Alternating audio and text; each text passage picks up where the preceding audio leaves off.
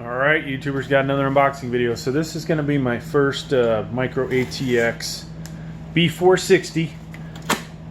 We've done the Mini ITX, we've done the two ATXs, so this will be the first Micro. And I don't know that I'm super excited about it, but I'll try and get pumped up for y'all. I did go to the gym a little bit ago. We did get a little pumped, so...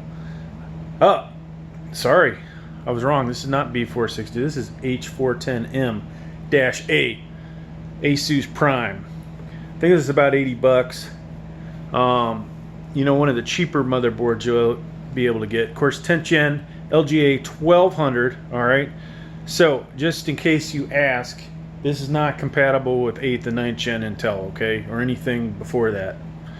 So, hope that answers it. If you didn't watch that far into the video and you asked that question, I probably will not answer it. So let's take a look at the back first. We'll get, first I got the light on the camera. You guys are not going to be able to read that, just like I can barely read it. So we'll just get into it. Hopefully I'll catch everything. If not, you know, that's the way it goes sometimes, folks. On these small channels, we just can't compete with the big boys. All right, so in the box. Let's talk about what's in the box before we look at the motherboard. Gotta drag this out. SATA 3, you've got two of them in there. One has straight ends on both sides. One has a straight and a 90. All right, they seem to be doing that pretty much all the time now.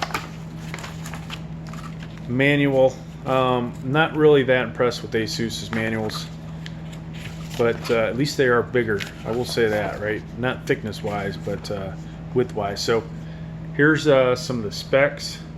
Now, of course, if you did 8th and 9th and you bought an H310, you will know that is one of the cheaper motherboards out there, right? Matter of fact, they are going to be the cheapest for Intel for this processor. There's your installation disk. Of course, you'll be able to get the all the drivers and stuff off of Asus's website. Later on, I'll do a BIOS update for y'all. Here's an instruction and download express. If you don't like the guide that came with it, you can go get that. And I imagine there's also different languages. Whatever this is. All right. I/O shield. So, you know, on the more expensive motherboards, these are basically part of your motherboard, and they don't have these crappy things. So that's what you get when you buy the cheaper ones. Now, this guy, what in the hell is this? This is different. Some kind of retainer. M2 anchor. What? So I don't see a screw in here. This is really weird, folks. Can you see that? I don't see the screw. Hopefully it's on the motherboard. We're not going to use that most likely. All right. So I'm going to throw all this crap back in here because I don't need it. Now, this is definitely the cheapest of the motherboards I bought. And we'll get into why in a moment. Lack of features, basically, right? That is the main reason this is the cheapest, because it's got a lack of features. So, I'll try and drop this camera down. We'll get some close-ups. Let's talk about the stuff that's obvious from this distance. From the 10,000 foot level, you can see the where the CPU goes there, right? Of course, it comes with this black cover when you go to install this, which we'll do a video. I've got an i5 sitting around. We'll install it in here. I'll show you how to do that in case you've never done it. Pretty simple. We'll pop this off just so you can see it. There you go. There's all your connectors for the socket there. LGA 1200. Of course, this is very similar to the LGA 1151. It does have 49 more pins, and there's some other stuff different with it. Of course, you cannot use a 8th or 9th gen in here. Don't even try it.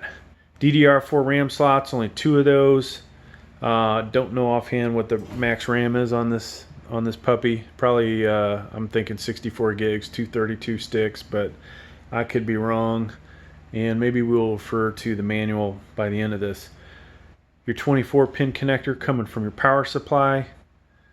Now on the cheaper 8th and 9th gen H310 version of this, a lot of them only had a 1x4 PSU or CPU power connector. Okay, this has a 2x4. I think some of that has to do with the fact that some of the 10th gen processors draw more power.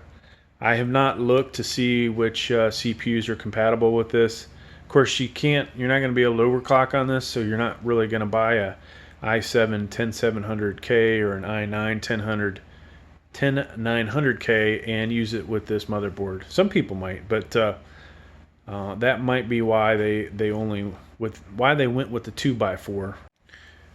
All right, so one thing I'm happy about this versus some of the other cheaper motherboards, we actually have not only our PCI Express 3.0 by 16 here, but we've got two of the smaller ones. And now most likely your graphics card is going to cover up this first one, but you do have the second one.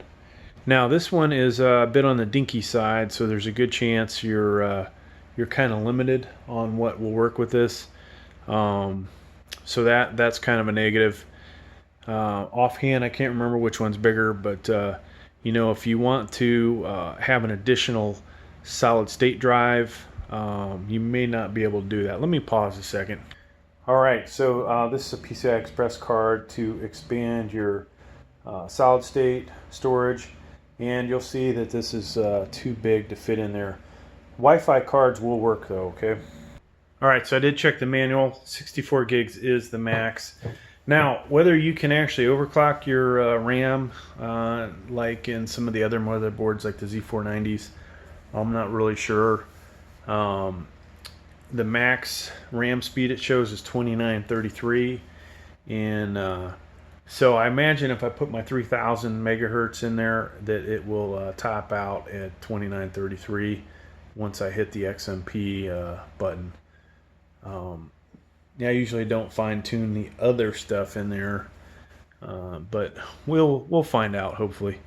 All right, so here's your CMOS battery. Of course, if you screw up anything in your BIOS, let's say you change something, next thing you know your computer's booting to a black screen. Good chance if you remove this and wait, you know, up to 30 seconds, put it back in, reboot the computer, that'll reset your BIOS back to the defaults, and you should be good. All right, so from the 10,000 foot level, that's really most of the stuff that you can see good there. Now let's move this up closer, okay? So we've got our SATA 3 connectors here. There are 4 of them. Of course, the better motherboards might have 6 of these. In this case, we've only got 4. Now over here are your front panel connectors. Let's see if we can get nice and close. On that front row, you should have HDD, your reset switch. The back row should be the power and the power LED. And then the third row up is going to be your speaker. Alright, if we come over this way, you'll see 2 USB 2.0s. These will be, one of these will be for your case. One maybe you'll use for that Wi-Fi card if you install one. I know I will be. And then over here is your HD audio. Alright, so those are the main things that most people care about. Now over here, let's zoom in. Actually, I'm just pulling to the camera. There's your USB 3.0, okay? So if you have that in your case, you will connect there. If you have 4 USB 3.0s on your case, you're going to be SOL and only be able to use half of them. So not a lot of fan headers. You guys like to know this stuff. I'm seeing a CPU, excuse me, yeah, this is the CPU fan and a 1 case fan. And that is it, folks. There is not another one on here that I can see. You know, another thing that makes this cheap motherboard, right? Doesn't have a lot of those. Maybe I lied. Okay, there's a second case fan. So a lot of times though, it's good to buy fans that have the Molex connectors. and that way you can hide all the cabling and the wires in that right hand access panel, that area between where the motherboard sits, that piece of sheet metal, and the outside of your case. So I think that's about all that we're going to see here, except for one single M.2 is going to go here, and you see 2280 there is the big length. Now this is interesting. So somehow you do have to use that device that came with it, because there is it's not pre-threaded for a screw mount. I don't know why they did that. So just another super cheap ass thing here, folks. And I'll be honest with you, I would not friggin' recommend this. A lot of times I keep my opinion to myself. In this case, I'm gonna tell you, this is a cheap ass motherboard. All right, so doesn't mean it's not gonna work good. It's just cheap. No additional M.2 on the back side, so you only get one with this. And like I said, you can expand. So you are looking at if you buy this, go big or go home. Don't even bother. All right, because you cannot expand. Now, if you don't use a graphics card, you could obviously have a second one. Okay, so for me to say it like that, let me just correct myself. The old style PS2 connectors, total waste of time with this, in my opinion. And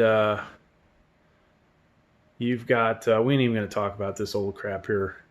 We've got DVI. I don't even think that's DVI dual. HDMI, USB 3.0, USB 2.0, two of those, Ethernet. Then you've got your mic and your headphones. All right, let's clarify one thing here real quick. All right, so that is dual DVI there. And then you got the D sub. Hey folks, thanks for checking out the video. That's going to do it for this one. Let me know what you thought of the motherboard if you ended up buying it. And was I spot on? Was I too critical? If I was right on the money, let me know. Thanks for checking out the video. Please like.